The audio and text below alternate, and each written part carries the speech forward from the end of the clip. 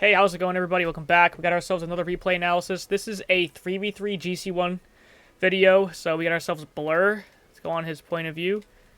Yeah, let's jump into it. Alright, so by the way, he is also SSL in 2s. So his skill is going to be different than a normal GC1, but this is just a solo queue GC1 3's gameplay. Alright, so let's see what we got here.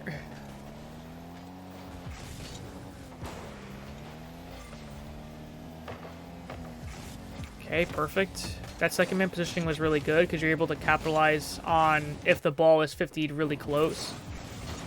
I don't know why your teammate pushed up there, but that was kind of dumb. You just need to find a way to get big boost, not big boost, small pads, but you got demoed anyway. So nothing you can do there. Alright, you should look for some control here. It's not the worst.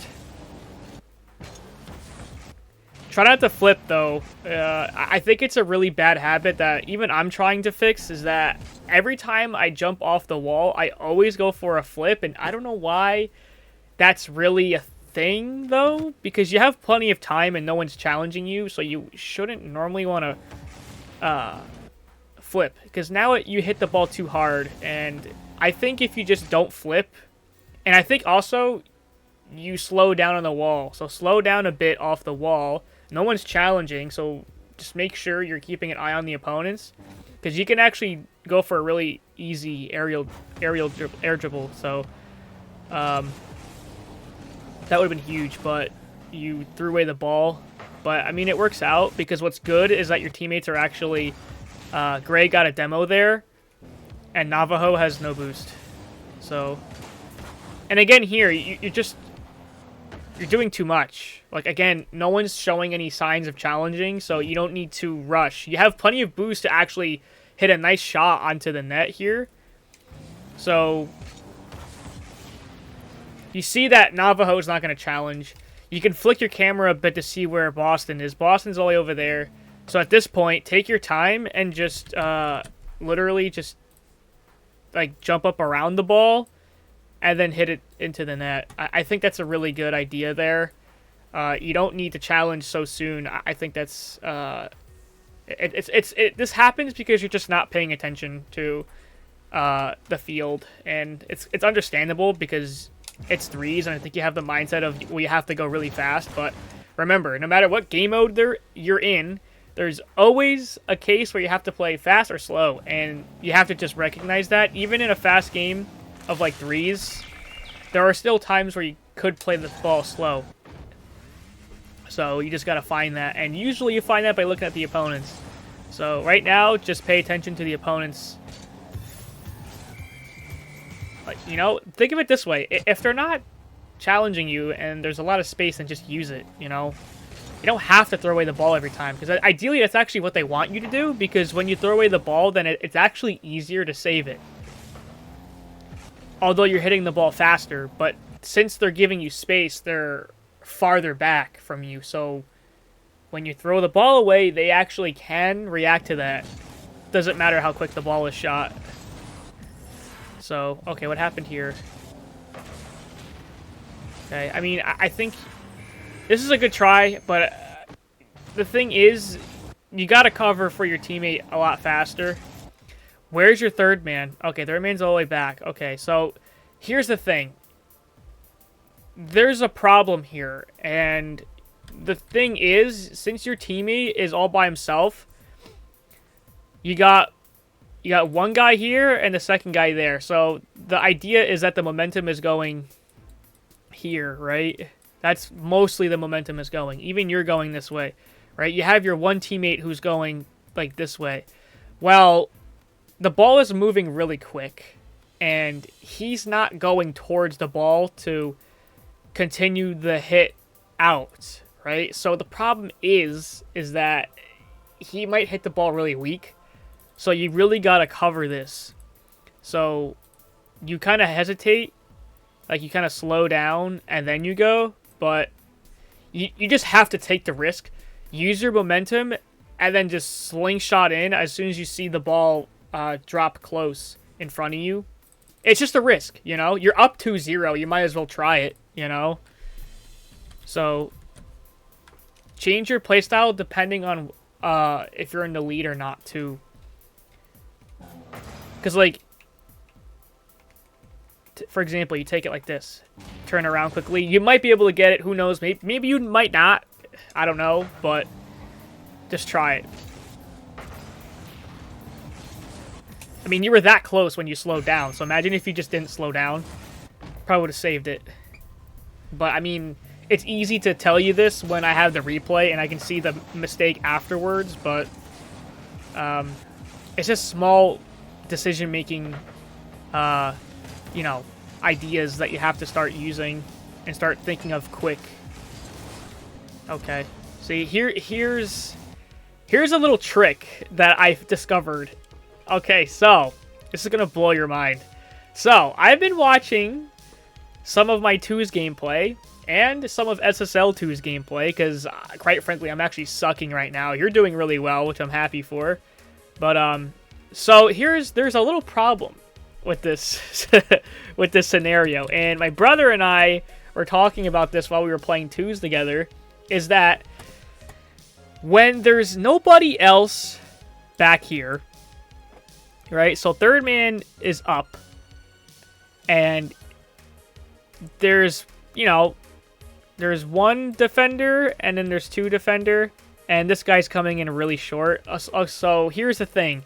If the guy who's going after the ball, if he doesn't score this, there's a huge chance that the ball is just going to ricochet off of the backboard or off the wall, off an opponent, back towards the middle, and for some reason, the opponents can always just get back to the ball before you can. It's bullshit, but this happens all the freaking time. It's insane. It's literally insane. And this is why it happens, because your teammate doesn't score. Or he doesn't even have to go after this ball at all, because, I mean, it does look open, I have to admit. But the thing is, he's not judging the timing. Yes, ideally that's open, but he's so far away that he can't... well, first of all, he actually read this wrong. If he trusted that the ball was going to bounce off the post, then he would have scored this, but he didn't. So what happens when you overcommit? You're flipping onto the wall here. Gray is screwed. You're just getting back. He misses, right? And then you try to cover because he misses, but it's too late. And you guys get scored on. This happens all the time. This is insane. This isn't really your fault because you actually do a really good pass. This isn't your problem. It's actually your teammate's problem. Either he scores this, right? He scores it, or he doesn't go. He just waits. Because again, you're up 2-1. This scenario is dangerous if you mess it up. And it always ends up in the opponent's favor. You may think, oh, I can just turn on this ball. But again, look how far away you are compared to the opponents. I mean, I know you're panicking in this situation because the ball is in front of their net. But this is quite frankly Platt mentality. You don't want to chase after this no matter what. And you can see Boston's already coming in really hot here. So you're cooked. So you don't want you don't want to get it. And look, Gray can't get it because he's the guy who was in the net from earlier. Right? Look at it from his perspective. He just can't. He did get out pretty quick, but the ball was hit so fast that it doesn't matter. See, everybody overcommitted in this weird position, and it leads to a goal. So you can spot this really easily if you see this. Like, let's say you're third man, right? So you're coming up. Let me go on teammate's perspective, actually. It'll be easier. So if you see this, right? Two teammates that just can't get back that quickly, just don't even go after it. It's not even worth it. Because it's a trap. If you fail, look what happens. It's a retarded counterattack. And this happens way too often. Way too often. It's crazy. Actually crazy. Alright. Let's continue. You guys got a goal here. That's nice. Good positioning. Alright. Not bad. Now, oh, actually, by the way, I know I paused it, but let's see the other 3 goals that they do. Let's see if that stupid scenario happens again. Good cleanup by teammates. However, you don't need to go this far back. How much boost you got? Why don't you just pick a path? Why don't you just use this. You know? It's just faster. You don't have to have 100 boost every time. But I mean, what you're doing isn't terrible, but you should still try to find ways to get boost without being so far away, because you just don't know if your teammate's going to fail and you have to help them, or there's another cleanup that has to happen, and you might be there to actually clean it up. Okay. What goal explosion is this? What the heck is that? Is that part of the new tournament? I don't know, but... Okay, so let's review this. Let's see what happened. So, quite frankly, I think you can stay on the wall a little longer, just a little bit.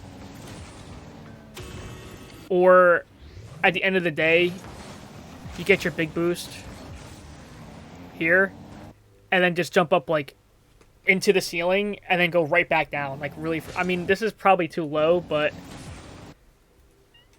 I don't know. I mean, this isn't really a bad idea, because you just want to get up early. But the problem is, they're probably going to go for a flip reset, and your job is to cover really high. So, this is obvious that he's going to go for a flip reset. Why? Because he's really slow. If he's really slow like this, it's probably going to be a reset. So, just try to aim where the flip reset pop would be. I know it's easier said than done, but... And then your other teammates are just kind of also bullshitting in the back here. I mean, he got bumped, so it's not really his fault, but... it's just nobody could have done anything there. So, you're just going to have to read that better. That's really all I can say. But at the same time, it was a good try. I mean, I don't really blame you for missing that, because you just don't know how much of a pop the reset's going to get. So, it's really hard to guess how high you have to go. And I think at that point, it's just luck at that point. I don't think you need to rotate this close to your teammate for no reason. I don't know what you're trying to cover. Why don't you just go back to the side? Like, just don't flip, but just turn around here and just take the pads here a little wider. And then you can turn around on the ball, let him go. And then, you know, you can chill out here. Rotate out, let Gray go after the ball instead. And then you can follow through like this. So, it's just an idea. I mean, in the high ranks, like, rotating like this isn't really that bad, especially when, obviously, Navajo can't get the ball anymore because the ball is way too quick.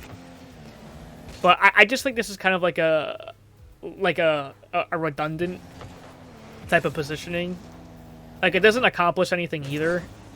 So you might as well just rotate wide and cover the middle, just in case if the ball does somehow shoot middle. Because that's where the blue team's second man's going to position, and you want to cover that option.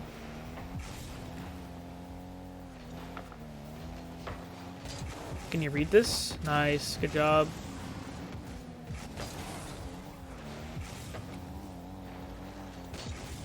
Trusting for a pass isn't terrible. It's not a bad option.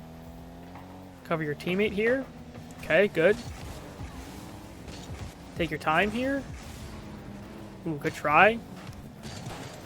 Good try in the bumps. I like how you're doing everything possible, though. Like, after you fail your shot, you're still looking for bumps. That's good.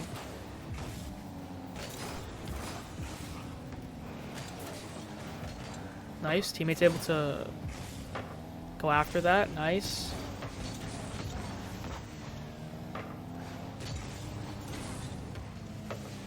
It works out, right? No?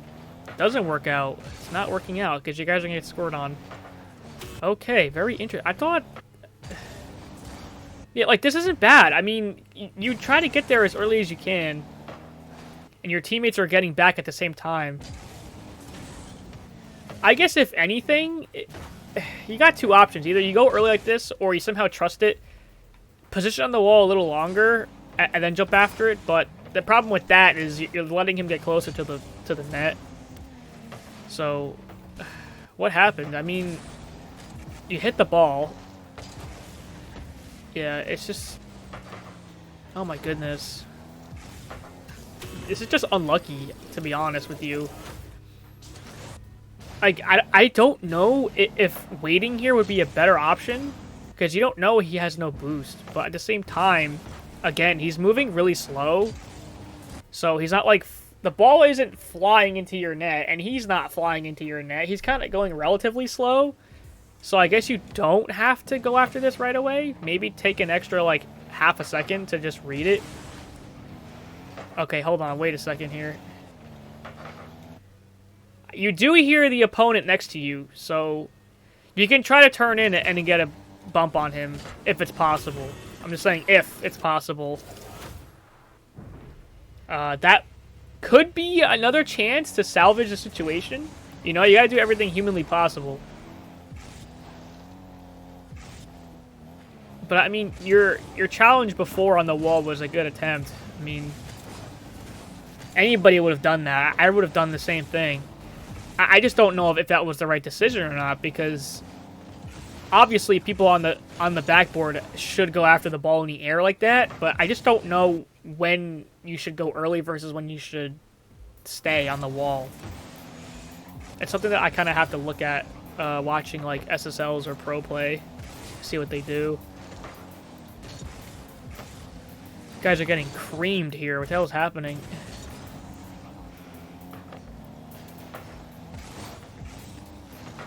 Okay, you get the big boost. Can't quite read that. Okay, it's no big deal.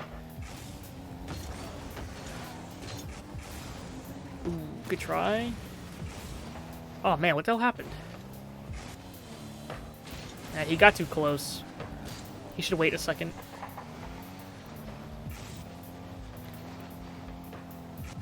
Oh my. Wow, you guys lose this too. That's crazy. Okay, let's see what happens in the last goal. Let's see. Oh, God. Ugh. Let's see if something weird happens. Oh, my. Okay. Block. You gotta get around, though. You gotta get back. Here it comes. Here comes the goal. What happens? Oh, no. No freaking way. Are you serious? They couldn't get that? What? What? This is ridiculous. What the fudge? Dude, this guy's got to freaking use his 12 boost to turn around. I mean, that's crazy. There's urgency, man. He literally just saw two people in the middle. I mean, like, yeah, one guy was rotating back, but the third man's going to come right in for this. It's just painfully obvious. Oh my goodness. Even Nabla freaking ran into him because he's, like, Gray's taking way too long. Nabla didn't jump. Why is nobody jumping for this? Like, there's no urgency. What is happening? Right here, you should just freaking jump. Oh my goodness. Ah, wow. Yeah, like, come on. That's crazy.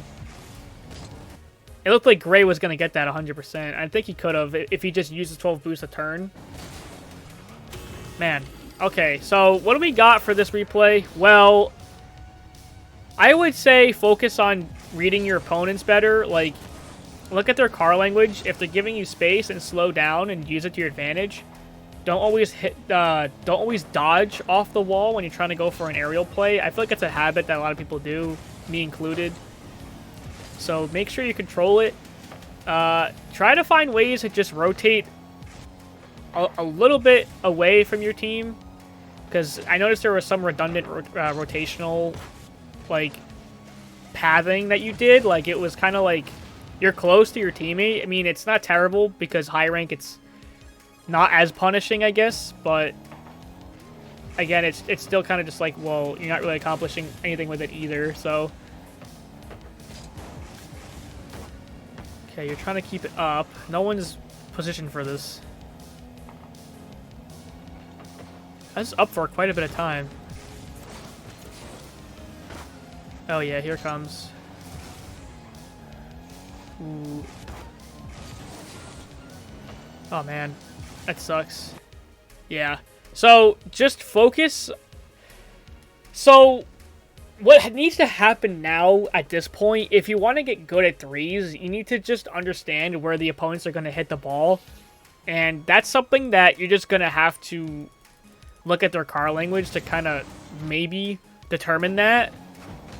because what I noticed about pro play is that they're so quick to literally any challenge. It's actually ridiculous. And I think the reason why that happens is because they know where the ball is going to move next, like 90% of the time. And they're so quick. It's ridiculous. So I think if you start reading what your opponents are going to do, that would help you a ton, especially in threes. I mean, any game mode, that's obviously an important thing to do. But when it comes to threes, it's so crucial because since there's more players on the field, it's just, you can actually use that to your advantage, because if you actually get ahead of your opponents, it's just going to make them like play like crap, and they're going to be out of boost and out of position, and it's just going to be a cluster F. So you just need to figure out how to read the opponent. It all just comes down to just game sense, really. You have to put yourself in their shoes. Like, what are they going to do with this ball, right? Like, if I was in their position, what would I do with this, right? And you got to pretend that you're the opponent. So it just comes down to just game sense and just playing the game, studying replays of your own gameplay. Maybe look at things from the opponent's perspective, actually, and see why they did things the way they did. You know? Like, this is actually really good control, but gameplay like this, it's really hard to say, like, oh yeah, just freaking work on, like, boost management, work on your rotations better, which I did say a little bit.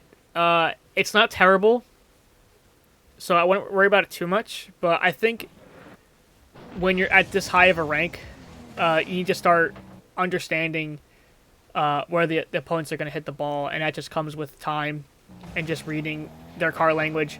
Like, earlier in the replay, you hit the ball really hard off the wall right here, which isn't really that necessary, because again, nobody's challenging this.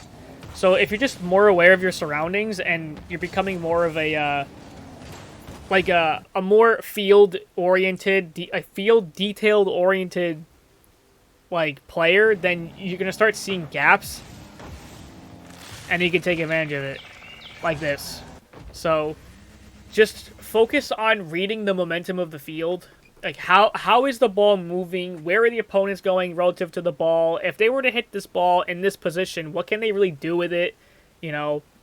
Take into account that they know that you're there. So what is the best course of action for them to kind of like get the ball around me? Or maybe they'll go for a 50 and try to use the 50 as a pass. There's a lot of things to think about, but ultimately I would just stick to maybe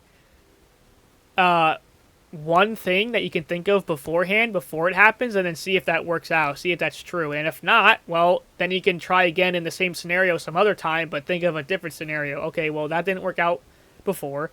Well, now what's the second best thing that they can do? Maybe they can hit the ball over my head by flicking it or something. You know what I mean? It comes down with just game experience at the end of the day. I know I'm rambling, but your gameplay, honestly, from yourself isn't too bad at all, to be honest. I can tell you guys are doing pretty good. You guys are scoring quite a bit. You took advantage of the opponent's mistakes. It just comes down to who just makes the mistakes less. And there's just moments like, you just need to find a way to, just be consistent. Like here. Like, this is what I'm talking about, I said earlier, about the whole momentum of the field. Like, right here, Hybrid has to boom this back, right? Why? Because you're coming in. He can't catch this, right? Because the ball is moving too quick, and he knows you're going to come in. So you technically don't have to push this far like this. You can technically kind of start turning around a little earlier, right? And then here, well, now you see Hybrid's going towards Nabla. Boston can get the big boost and turn right around, which he probably will, right? Because Boston sees that this is a good opportunity, so he's going to come in. And where's your third guy? Well, he's behind you. You can flick your camera and see where he's at real quick. And he's coming in, so Nabla is at a huge disadvantage here, so you got to see this happening right now. So right now, what's the best course? What's going to happen? Well, Nabla is probably going to panic.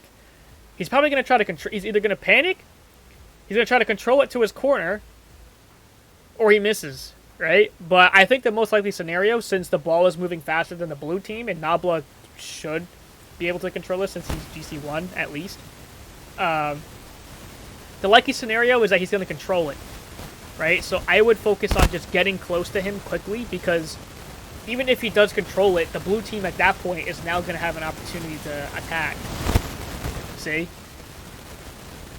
So you got to focus on just covering your teammate and then preparing for this, right? Which is the attack, which I just said earlier. So then you got to cover for when the ball is not in his hands anymore. So when the attack happens, right? Now we got to think, well, who's going to attack first? It's definitely Hybrid at this point. Hybrid is clearly the guy that's going to go for a demo or a 50. And then Boston should be the guy who comes up after that. And remember, Nabla's car positioning and Hybrid's positioning, since they're going towards the corner, the ball is probably going to go to the left somehow, right? It's probably going to push that way. So the ball, since he's going this way and Nabla's going this way, the ball is probably going to land and then push this way. So then what happens? Well, Boston is going in that direction where that left is going to connect to. So then you have to come in really quick and just intercept the incoming attack after this play happens, right? That's the only way to save this ball. And this is something that I'm saying you got to think of it in advance and reading the car language and the momentum of the game. This is all you have to do left is this. This isn't mechanics. This is all about game sense, right? And I know this is hard as hell to think about in the moment, but this is something that you're going to have to start seeing, right? You're going to have to start thinking, oh, you know, think of things as momentum based. And then instead of hesitating, you can just turn right in and get potentially a save. You know, and if you can't, then you try, you know? It is what it is. Let's look at another one. I know I thought I was going to end the video, but let's see if we can find ways to predict the opponents here. Okay, we got Navajo Rabbit going up here. Gray has plenty of time with the ball. Okay, great. It looks like Navajo can't get this, so you can push in. Nice. Now, Gray's going to get a chance to get the ball, but Hybrid is probably going to get this ball first, so again, you'd wait. See, I don't know why you stole the ball from him. I wouldn't do this. I would just wait. I would wait here, because this isn't threatening. Gray can still get this ball. He's closer. He might be able to hit the ball around Hybrid first, and then Boston will be by himself, right? So, again, I would just simply wait. I would wait literally right here, around like this area somewhere, and then let Gray challenge, right? The opponent will challenge first, because you know what? He's going out away from behind you, and since you're moving to here, the ball might actually push out into you, and you can just sling it into the net, right? So it's possible, right? Why not play for that? You're second man. Second man's positioning is to play for the best case scenario of first man, which is the ball comes to you first, right? Third man behind you covers the worst possible case ever, is that it goes over your head too. So make sure that you're positioning in the best case, right? So just position over here and just wait and see. That is the likely scenario. But you stole the ball away from your teammate, so we don't know if that's true or not. But he does end up faking Hybrid. Look, he doesn't even go after the ball anymore. Right? Gray would have actually hit the ball around, I think, right? Let's see. Yeah, he fakes him, and then Boston was in deep trouble, because he's not even facing the ball either. So you swipe the ball away from your teammate in a really good possible scenario, and then this happens. You try to salvage it pretty good. I mean, you get a shot / pass to their side, but I mean, Nabla ends up effing up, and then this happens. That stupid scenario where I said that happens all the time, where you guys get countered. Everybody gets countered off this. So now you think of this, I would just get back quite frankly. I wouldn't even bother going after the ball again. I would just go behind your third man. Don't trust this. You're up, right? The blue team is going to be scrambling to get back, so don't get in the chaos. Don't get in the chaos. Just rotate away. Stop hovering over here. Just move on aside. Why? Because just assume that Nabla's going to get it. So just quickly boost out here, and then you'll be able to get the save. It's just that simple. So it's all about reading the play and the momentum of the opponents and your teammates too.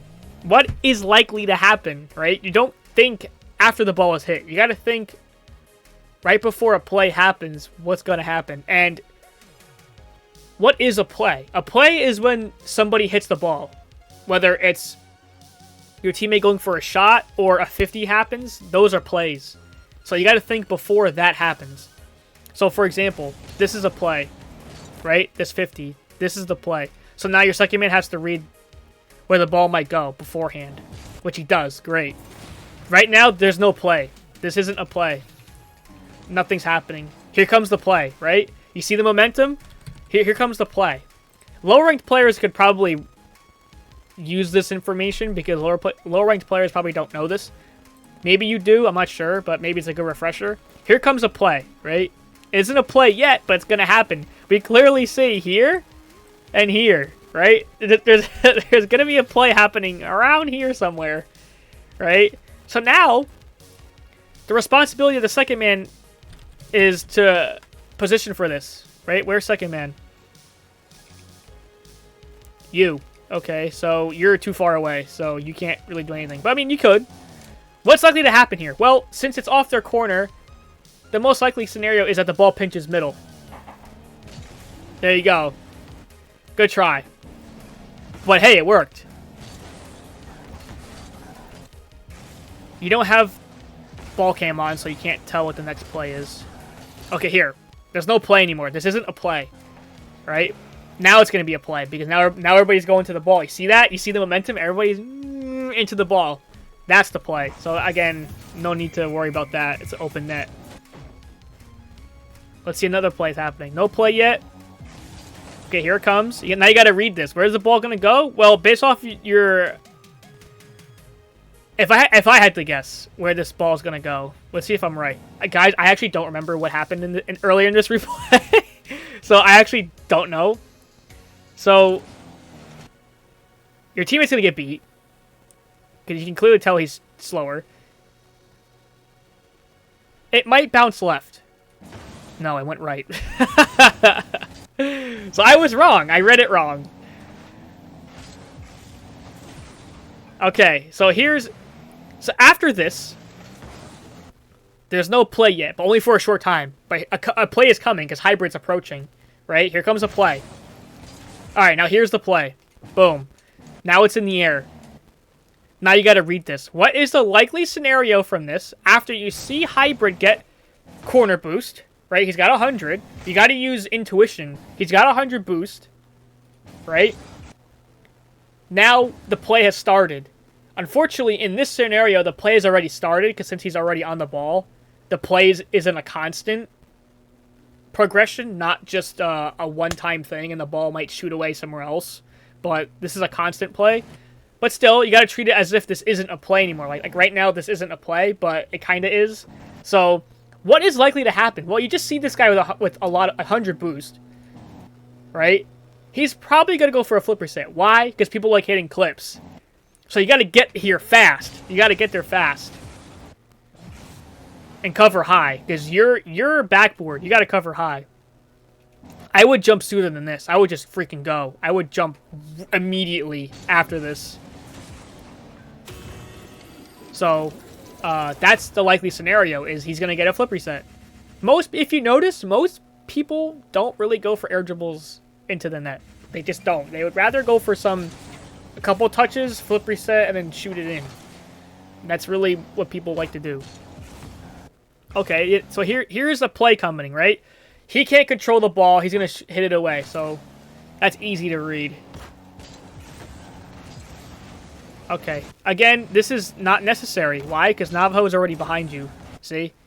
You don't need to panic anymore. They're giving you so much space, so relax. So right now, the new play is on you, whatever you want to do. And since they're not around, there's no play, right? So you're throwing in the ball for no reason. Now you forced a play to happen, which is you hitting it away for no reason. And actually ends up working out, sort of. But quite frankly, if you have space, you just use it, right? You should just use it. Go for a 50 to the right. Push it right to your teammate who's in middle. A nice grounder pass, and he can follow through with it, this open space. Because look, now you hit it too far, the ball actually end up in the air now, and it slows the whole play down, and they're all able to get back in time. So it just doesn't work, realistically. Okay, so what's the likely play here? All right, the ball is going to bounce off the wall. Who is likely to get it first? It's either Boston or Navajo. Maybe Gray, but the point is, you don't want to really get too close into this. See, and he goes right over your head. Just wait a second. You're third. Remember, like I said, read the play, right? Navajo is probably going to hit this first, or maybe Boston. But ideally, you want to stay because you're third, right? You have your two teammates are just stuck back there. You don't want to push up on this at all. Just wait a second. He's going to push us away. Why? Because the ball is likely to hit the ground first. So he can't control this. He's going to have to boom this ball away. So use that to your advantage. Let him hit the ball to you. Right? The ball is clearly going to hit the ground first. So just sit back a little bit.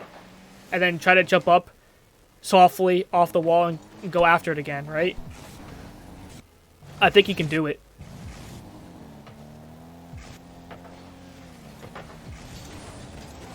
The new play is now happening, right? Well, you know they can't hit the ball first.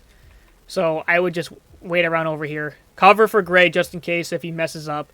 The likely scenario, though, is that Gray doesn't mess up and he just freaking tries to control it. So I would just play around here. Okay, well then it doesn't happen. And then you see Nabla coming in through. Just let him go. Just kind of like position out over here. And let Gray be the new guy going on the ball. Like, I think I remember this earlier, that the same thing. Okay, but since you do this, let's see what happens. Okay, so there's no play happening yet. The play's over. But what's likely to happen? Navajo is likely to hit the ball back up onto the wall. Good. Good read. Okay, so obviously you have to get back. This is a no-brainer. What's likely to happen here is that Hybrid's going to go up, obviously. Good read here. Another good read. You're extending, which isn't that bad at all. Teammate couldn't hit this away towards you.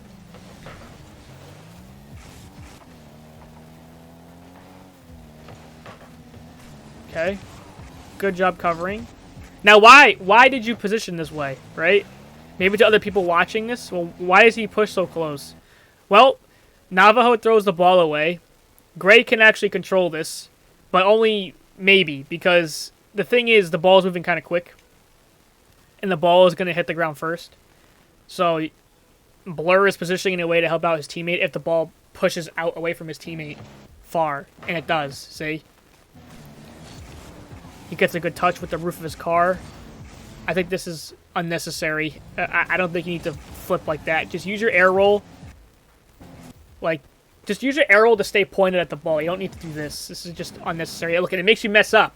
Clearly, you're not comfortable doing it, so why are you going for it? Just keep your ball towards... Keep your ball. Keep the car towards the ball. This unnecessary flipping is just messing you up. Good try on the bump. I'm looking for more examples of reading the play here. But guys are about to get scored on here, so let's see what happens. Oh, it's this play where everybody just couldn't freaking get the ball out. But again, here's what happens, though, is that you got to get back here. At this point, great. If Gray actually hits this, what's likely to happen? The ball gets hit. Ideally, you want the ball to hit straight out over your head, but it doesn't. But you do hear a guy next to you, and you should get rid of him, right? Because the funny thing is, Where's their third man? Where is this guy? Well, he's got to be hovering around somewhere, waiting for an opportunity to strike. This isn't rocket science, right? The goal, the ball has to be scored. So in this position of the blue team, who is likely to score this ball? Not these two, because they're both in the net, and the ball is going to go up into the backboard. So it has to be the third man who's to your left that you hear, and I don't think you were paying attention. So it is possible that you could possibly demo him or bump him at least. Let's look at another play.